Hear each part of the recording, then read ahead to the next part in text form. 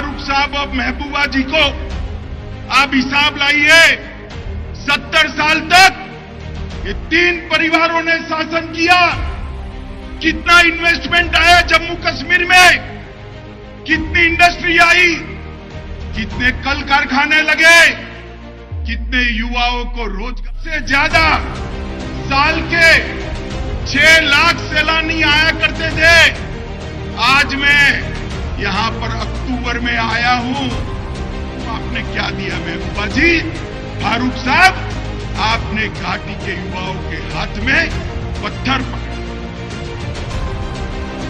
बंदूक पकड़ा, और मोदी जी ने यहां पर इंडस्ट्री लाकर उसके हाथ में मोबाइल और लैपटॉप पकड़ाने का काम किया है। केंद्रीय गृह मंत्री अमित शाह 3 दिवसीय जम्मू कश्मीर के दौरे पर हैं। बुधवार को उन्होंने भारत का रुख साफ करते हुए कहा कि पाकिस्तान के साथ किसी भी तरह की बातचीत नहीं होगी।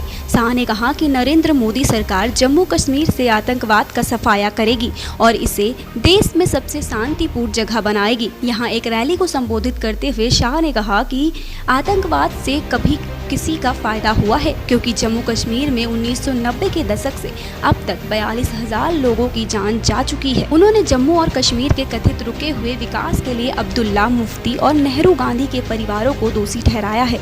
उन्होंने कहा कि 1947 में देश की आज़ादी के बाद से ज़्यादातर समय इन्हीं पार्टियों की सरकार ने राज्य पर शासन किया है।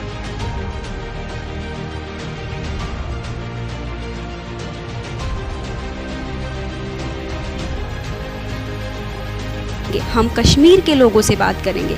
उन्होंने कहा कि मोदी सरकार आतंकवाद को बर्दाश्त नहीं करती और वह इसका अंत और सफाया करना चाहती है। हम जम्मू कश्मीर को देश का सबसे शांतिपूर्ण स्थान बनाना चाहते हैं। केंद्रीय गृह मंत्री ने आगे कहा कि मोदी जी के शासन का मॉडल विकास और रोजगार लाता है, जबकि गुपकर मॉडल युवाओं के हाथों में पत्थर और बंदूकें पेश करता है। मोदी के मॉडल और गुपकर मॉडल के बीच बहुत अंतर है। शाह ने कहा कि कुछ लोग अक्सर पाकिस्तान के बारे में बात करते हैं, वह जानना चाहते हैं कि पाकिस्तान के कब्जे वाले कश्मीर पीओके के कितने गांव में बिजली कनेक्शन है। हमने पिछले 3 वर्षों में सुनिश्चित किया है कि कश्मीर के सभी गांवों में बिजली कनेक्शन हो। उन्होंने आरोप लगाया कि मुफ्ती एंड कंपनी, अब्दुल्ला, उनके बेटों और कांग्रेस ने जम्मू कश्मीर के लोगों के कल्याण के लिए कुछ नहीं किया है। गृह मंत्री ने आरोप लगाया कि उनके नियम कुशासन, भ्रष्टाचार और विकास की कमी से भरे। हम आपको बता दें कि शाह ने अपने भाषण की शुरुआत मिट्टी के बेटे मकबूल शेरवानी को श्रद्धांजलि के साथ की, जो 1947 में आदिवासी आक्रमणकारियों से लड़ते हुए शहीद हो गए थे। शाह ने एक स्थानीय मस्जिद से अजान की आवाज़ सुनकर अपना भाषण रोक दिया और अजान खत्म होने के बाद उन्होंने अपना भाषण फिर से शुरू किया।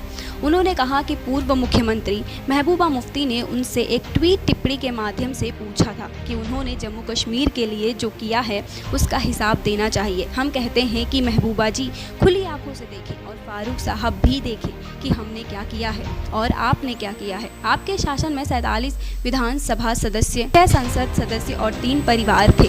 उन्होंने कहा कि मोदी जी लोकतंत्र को पंचायत, ब्लॉक और जिला स्तर पर ले गए हैं। आज इन संस्थानों में 30,000 से ज़्यादा जनप्रतिनिधि हैं। शाह ने महबूबा मुफ्ती और फारूक अब्दुल्ला दोनों से उनके शासन के दौरान जम्मू कश्मीर में किए गए निवेश के बारे में सवाल किया। 1947 के बाद से 70 वर्षों में जम्मू कश्मीर में सिर्फ 15,000 करोड़ रुपए का निवेश आया और 2019 से अब तक 56,000 करोड़ रुपए का निवेश आया है, जिसके 5 लाख स्थानीय लोगों को रोजगार मिलेगा। उन्होंने कहा कि अनुच्छेद 370 आने तक गुज्जरों, बकरवालों और पहाड़ियों को कोई आरक्षण नहीं मिल सकता है। मोदी जी ने अनुच्छेद 370 को हटा दिया और अब गुज्जरों, बकरवालों और पहाड़ी लोगों को आरक्षण मिलेगा। ब्यूरो रिपोर्ट, पर्यावरण पोस्ट।